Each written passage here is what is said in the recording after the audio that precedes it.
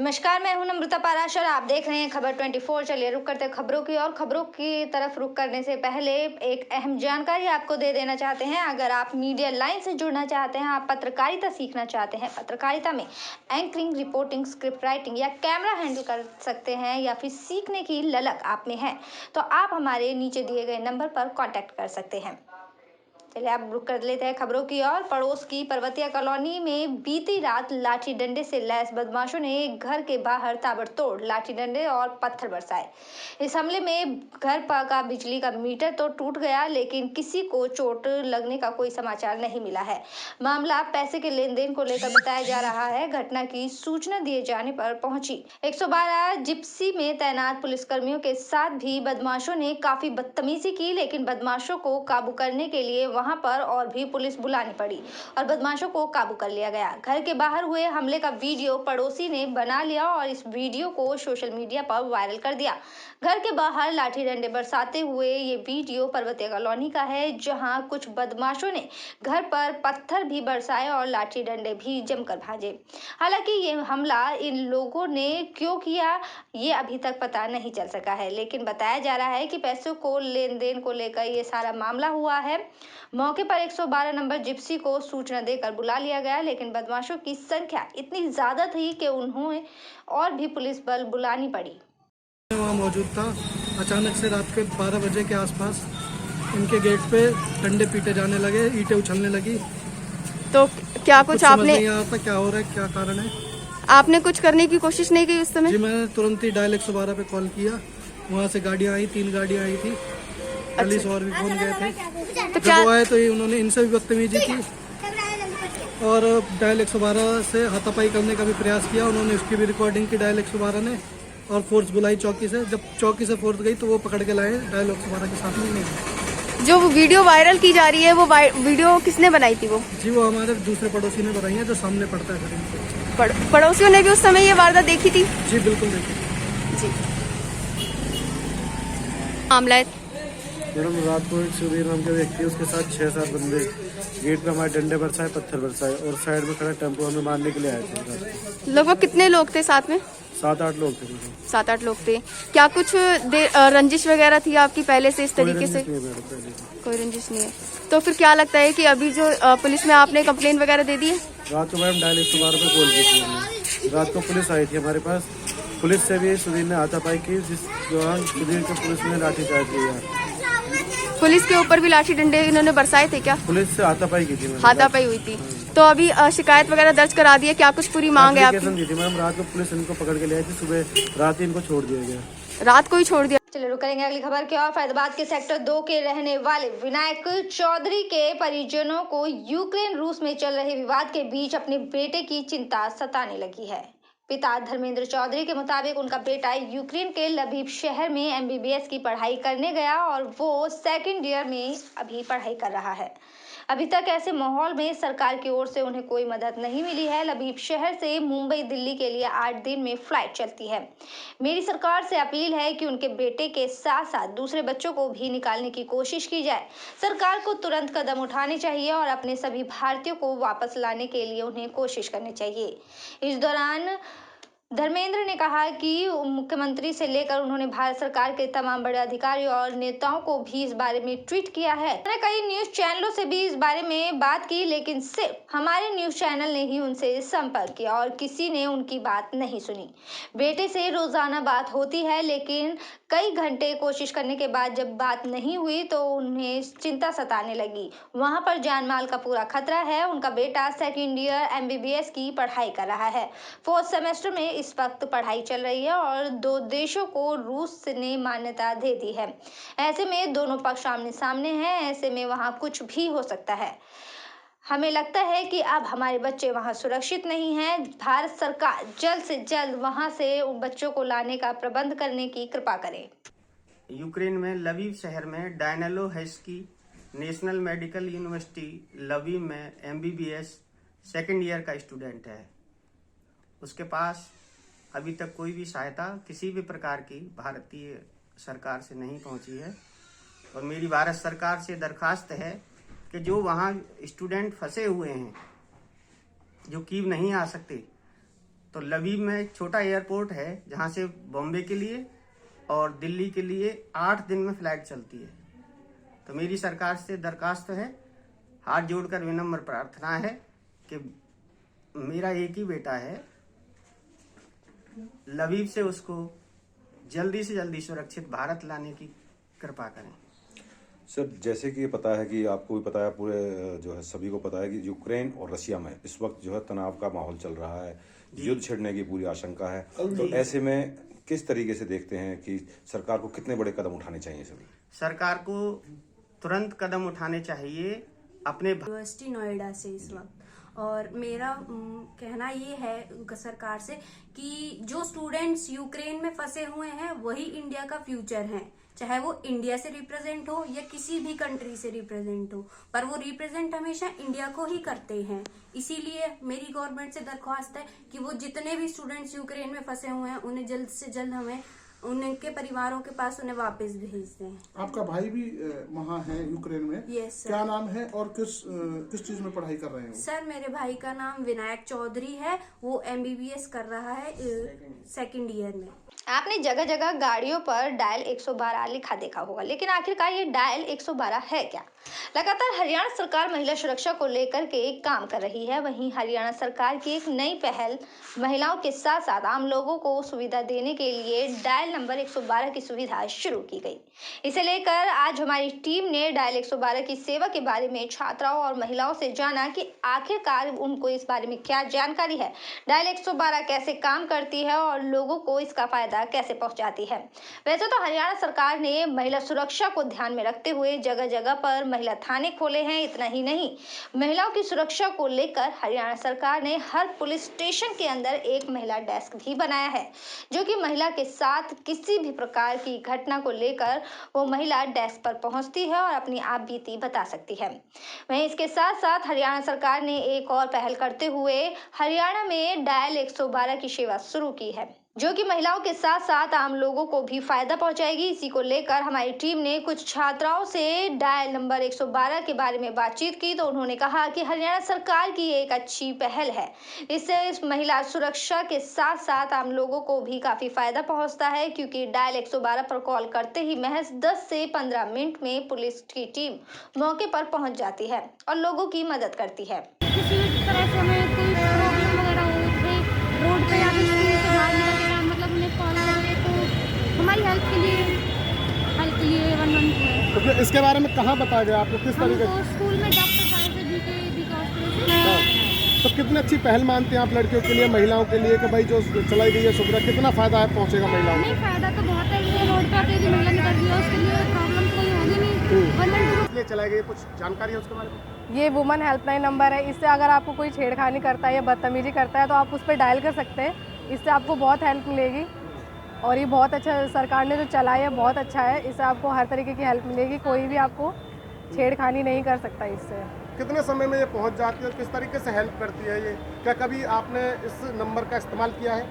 मैंने किया तो नहीं है, बट मुझे नॉलेज है इसकी। कम से कम अगर आप कॉल करते हो तो 5 से 10 मिनट में अंदर ही आ जाएगी आपको हेल्प करने के लिए। क्या लगता है महिलाओं के लिए अलग से पहल करने की तैयारी सरकार की ओर से की गई है? जी बिल्कुल। मानते इस पहल जो चलाई गई है सरकार की ओर से, जो सुविधा चलाई गई है, वो किन के लिए चलाई गई है और किस तरीके से काम करती है? ये सुविधा स्त्रियों के लिए चलाई गई है, क्योंकि आज के समय में जो स्त्रियों को सुरक्षा बिल्कुल भी मिली नहीं है। तो आज के जो ये 112 है, इससे स्त्रियों को सुरक्षा प्रदान की गई है तथा उनके बेनिफिट्स के लिए चलाए गए, ताकि उनके साथ कुछ भी हो तो वो इन्हें कॉल करें और 5 मिनट्स में पुलिस उनकी हेल्प के लिए आएगी। और मेरे हिसाब से तो ये बेस्ट है आज की जनरेशन के लिए, लड़कियों के लिए, क्योंकि पुलिस की हेल्प से ही आज हम आराम से सहूलियत पहुँचाती है। सर, ये हमारी कॉल वहाँ से इवेंट आती है पंचकुला से, और पंचकुला से हम पे इवेंट आती है, हम PFT है हमारे, और PFT पे इवेंट आते ही हमें 15 मिनट में पहुँचना पड़ता है। और ये सभी के लिए अच्छी है, ऐसा नहीं है। क्या क्या सुविधाएं होती है इस गाड़ी के अंदर, और कोई कॉल करे तो ये कैसे ऑपरेट होती है? कॉल करे, मैं आप समझे नहीं आपकी भाषा। किन किन सुविधाओं से लैस है ये गाड़ी? इसमें सुविधा है इस गाड़ी इसमें बॉडी प्रोटेक्टर, जैसे कहीं लड़ाई झगड़ा हो, हेलमेट है, लाठी डंडा है, और अपने कहीं रोड पे एक्सीडेंट हो जाए तो अपने लिए उसके लिए वो भी है, सारा कुछ है। चलिए खबरों में एक बार फिर से बात करेंगे पर्वतीय कॉलोनी की। पर्वतीय कॉलोनी में लग रहे मोबाइल टावर के विरोध में स्थानीय लोगों ने अपना विरोध दर्ज कराया है। यहां पर टावर लगने का विरोध भी किया। लोगों का आरोप है कि इस टावर के लगने से आसपास रहने वाले लोगों को बीमारियों का खतरा और ज्यादा बढ़ जाएगा और टावर वाले स्थान के बराबर में ही बच्चों का स्कूल भी है। दरअसल पिछले लगभग एक सप्ताह से यहाँ पर मोबाइल टावर लगाए जाने को लेकर फिटिंग चल रही थी। टावर लगाए जाने का लोगों ने विरोध किया तो उन्होंने काम कुछ वक्त के लिए रोक दिया। स्थानीय लोगों ने यहां इकट्ठा होकर इस टावर के बारे में विरोध प्रदर्शन किया है। यहां रहने वाले अरुण गोसाई की माने तो पिछले दिनों भी यहां पर एक टावर को विरोध करने के बाद हटवाया गया था, लेकिन इस बार दूसरी बिल्डिंग में ये टावर लगाया जाने लगा है। जब उन्होंने विरोध किया तो लोगों को बताया गया कि सोलर सिस्टम लगाया जा रहा है, लेकिन बाद में पता चला कि सोलर सिस्टम नहीं बल्कि मोबाइल टावर ही यहाँ पर खड़ा किया जा रहा है। यहाँ पे विरोध इस बात का है कि ये टावर लग रहा है। पहले भी एक टावर लगा गया था, उसको हटाया गया था जी। फिर इनने इस बिल्डिंग को छोड़ के इस बिल्डिंग में आ गए हैं जी। हुआ कुछ नहीं है। ये हमसे कहते हैं कई दिन से हम सौर ऊर्जा का पैनल लगा रहे हैं। अब ये सौर ऊर्जा का पैनल देखा, हमें कल परसों देखा तो ये देख रहे हैं कि टावर लगा रहे हैं यहाँ पे। तो कितने लोग हैं जो इस बात का विरोध कर रहे हैं? पूरी गली मोहल्ला विरोध में है और कोई दूरी भी नहीं है। 1 मीटर की दूरी नहीं है दूसरे घरों से अटैच से। यहाँ से 5 फुट की है, लगा लो कितनी 10 मीटर की दूरी नहीं है स्कूल की। तो क्या जो टावर लगा रहे हैं उनसे कोई बातचीत हो पाई है इस विचार? 10 बार बात हो गई है, कोई वो साफ मना कर रहे हैं, कह रहे हैं हम डीसी से वो लेके आए हैं, आप वही बात करो। क्या दिक्कतें बढ़ सकती है टावर लगने से? क्या परेशानी? रेडिएशन आती है, आपको पता है कई तरह के कैंसर होते हैं। छोटे बच्चों के लिए रेडिएशन पावर में जाना बेकार होता है। जब प्रेगनेंसी है कई होगी लेडीज होगी, वो नहीं जा सकती उस एरिया में। तो पास में स्कूल भी है, छोटे बच्चे पढ़ते हैं, कितना इफेक्ट उन बच्चों पर पड़ेगा? बिल्कुल जी, कॉन्वेंट स्कूल है, कोई बड़ा स्कूल तो है नहीं जी। बड़ा स्कूल तो उस साइड, यहाँ तो कॉन्वेंट है, यहाँ तो छोटे बच्चे ही आएंगे। तो रेडिएशन की अगर बात की जाए तो कितनी खतरनाक आम लोगों पे हो सकती है? सर रेडिएशन पावर का आपको पता है, एक अल्ट्रासाउंड के रेडिएशन के अंदर भी दूसरी लेडीज को नहीं जाने दिया जाता जी। ये तो बहुत बड़ी बात है। और ये टावर कोई छोटा टावर नहीं है, कोई बूस्टर टाइप का भी नहीं है, तो बड़ा टावर है। तो किसका मकान है जिस पर टावर लग रहा है? ये ऋषि चौधरी जी का है। तो क्या उनसे बातचीत हो पाई है आप लोगों की? बहुत बार बात हो गई जी। क्या कहते हैं वो? बिल्कुल मना करते हैं, वो कहते हैं आप वहीं बात करो, हमसे बात मत करो। चलिए रुक करेंगे अगली खबर की और आपको बताएंगे कि एक हाई टेंशन तार की चपेट में आने से एक युवक की मौत हो गई। पलवल के रसूलपुर रोड पर स्थित एक मकान पर वेल्डिंग का काम कर रहे युवक की हाई टेंशन तार की चपेट में आने से दर्दनाक मौत हो गई। वो आग का गोला बन गया। इस युवक को देखकर मौके पर बड़ी संख्या में लोग इकट्ठा हो गए। सूचना मिलते ही कैंप, पुलिस और एम्बुलेंस भी मौके पर पहुंच गई। हाई टेंशन तारों की चपेट में आने से एक युवक की मौत हो गई। वहीं मौके पर मौजूद लोगों के अनुसार रसूलपुर रोड पर स्थित एक मकान पर लगा लोहे का शेड विद्युत विभाग की हाई टेंशन तारों की शिफ्टिंग में आड़े आ रहा था, जिसे लेकर मकान मालिक एवं विद्युत विभाग के ठेकेदारों द्वारा शेड को हटवाया जा रहा था, जिसे हटाने के लिए सीढ़ी से ये व्यक्ति ऊपर चढ़ा और हाई वोल्टेज तारों ने इसे अपनी ओर खींच लिया। बिजली की हाई वोल्टेज तारों की चपेट में आते ही युवक आग का गोला बन गया और कुछ ही क्षणों में युवक बिजली की तारों से छूकर मकान की छत पर आ गिरा। मौके पर पहुंची पुलिस ने शव को एम्बुलेंस से ले नागरिक अस्पताल पहुंचा दिया है और मौके पर लोगों का जमघट भी लग गया। स्थानीय निवासी योगेंद्र नागर ने बताया कि इससे पहले भी इस मकान पर इस तरह के हादसे हो चुके हैं, इसलिए इन तारों को जल्द से जल्द यहां से हटाया जाना चाहिए।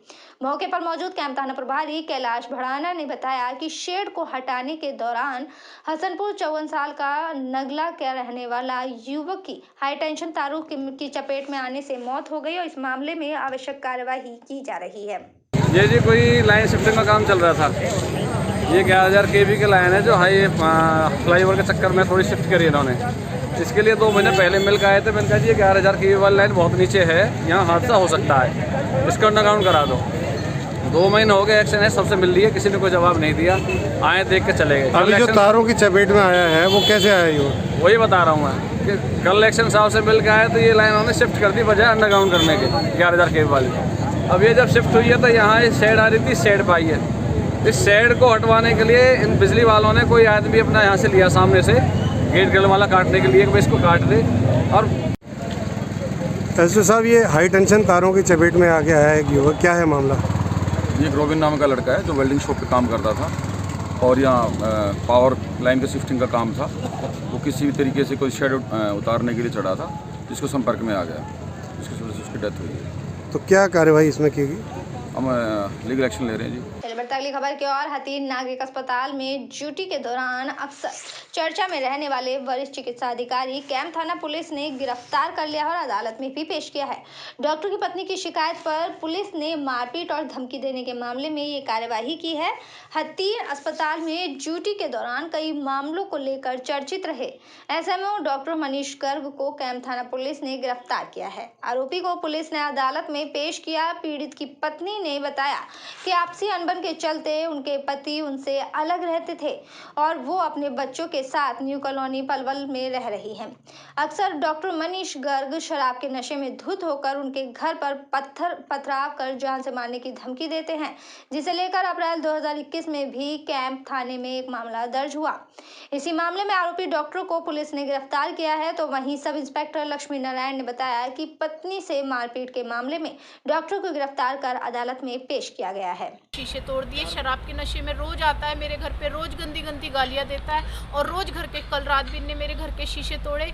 सुबह 9 बजे दोबारा मेरे घर में घुसा। मैंने अपने बचाव में इसको पकड़ा है और पुलिस को बुलाकर इसके मौके से इसको गिरफ्तार कराया। मेरी आपकी पुलिस से दरखास्त है कि इसके खिलाफ सख्त से सख्त कार्रवाई की जाए। इसको प्रशासन का डर नहीं है, इसको प्रशासन का डर बैठाया गया है। ये 2021 का मुकदमा था। उसके घरवाले ने इसके खिलाफ लड़ाई झगड़े इस प्रकार का मुकदमा दर्ज करवाया था। ये 20/4/21 से कोर्ट की जो अनडिस्प्यूटेड बेल पर चल रहा था। कल हमने इसको चालान के साथ कोर्ट में पेश किया है। इस पे कहीं और अन्य राज्यों से भी मुकदमे दर्ज हैं, क्या उनमें भी कोई आगे कार्रवाई दूसरी पुलिस द्वारा यहाँ से की गई है? वहाँ पर कोई यूपी का मुकदमा दर्ज बता रहे थे, उसको जो यूपी पुलिस आई भी थी उसके लिए। बाकी जो उनका मुकदमा क्या है वो तो वो ही बता सकते हैं इस बारे में। सर पहले भी कई बार डॉक्टर्स के ऊपर कितने मुकदमे यहाँ पर इसके दर्ज किए गए हैं? ये 2-3 मुकदमे दर्ज है इसके ऊपर तथा कोर्ट के अन्य जो मुकदमा आते हैं सिविल के वो चल रहे हैं। चलिए खबरों में बात कर लेते हैं। अब किसानों की खेती करने के तौर तरीके बदलने की दिशा में आत्मा यानी कि एग्रीकल्चर टेक्नोलॉजी मैनेजमेंट एजेंसी के तत्वाधान में किसान मेले का आयोजन किया गया, जिसके तहत एग्रीकल्चर से जुड़ी विभिन्न योजनाओं के बारे में किसान को संबोधित किया गया। इस मौके पर अधिकारियों ने बताया कि किसान तभी आगे बढ़ सकते हैं जब वो नई तकनीक का इस्तेमाल करें, स्कीम के बारे में समझे, उनका लाभ उठाएं, उन्नत बीजों का इस्तेमाल करें। स्कीम के तहत किसानों को ट्रेनिंग, फार्मर डेमोन्स्ट्रेशन, किसान समूह को संगठित किया जा रहा है। मेले में करीब 10 स्टॉल लगाई गई। कृषि केंद्र के अधिकारी ने बताया कि किसी फसल के लिए नए बीज का डेमोन्स्ट्रेशन भी इस स्कीम के तहत होता है। कृषि विभाग से पहले कोई भी बीज केवीके के पास आता है और केवीके उसे अपने कैंपस और किसान से उनके खेत में लगवाता है। बीज, खाद और दवा जैसे इनपुट उसे दिए जाते हैं। किसान के खेत में उस प्रजाति के बीज का कैसे प्रदर्शन रहा ये पता चल जाता है। ऐसे ही खेत पर दूसरे किसानों को भी विजिट करवाया जाता है और किसानों को ब्लॉक स्तर पर ट्रेनिंग दी जाती है। मेला है, प्रदर्शनी है, समय समय पर लगाती रहती है। जो आज का आयोजन है मुख्यतः यह कि किसानों की आय कैसे बढ़ाई जाए और आत्मा जो एजेंसी किसानों की आय बढ़ाने में कैसे सहायता करेगी। दूसरा एक विषय इस मेले का यह है कि जो मेरी फसल मेरा ब्यौरा है उस पर किसानों का जो रजिस्ट्रेशन है, जिसमें किसान अपना पंजीकरण कराते हैं, उनको जागरूक करना है ताकि सरकार की स्कीम का जो भी बेनिफिट ले सके किसान अपना रजिस्ट्रेशन लेने के बाद करा सकते हैं। उसे अगर कोई किसान वंचित रहता है तो हमारी अपील है कि वो आज रजिस्ट्रेशन करा ले उसको, और हमने काउंटर भी लगा रखा है इसी वजह से कि आप अपना रजिस्ट्रेशन करा लें। दूसरा यह है कि किसान की आमदनी हमें बढ़ानी है तो कृषि विभाग इस प्रयास में लगा रहता है और जो वैज्ञानिकों के द्वारा दी गई सूचना या उनके द्वारा जो वैज्ञानिक प्रयोग किए हैं वो हमें खेत तक, किसान के खेत तक पहुंचाने होते हैं। कृषि विभाग इस मामले में हमेशा कार्यरत रहता है, हमेशा प्रयास करता रहता है। जो किसानों को जो बीज दिए जाते हैं। मेरे साथ खबरों में फिलहाल इतना ही। आप बने रहिए खबर 24 के साथ। फिलहाल मुझे दीजिए इजाजत। नमस्कार।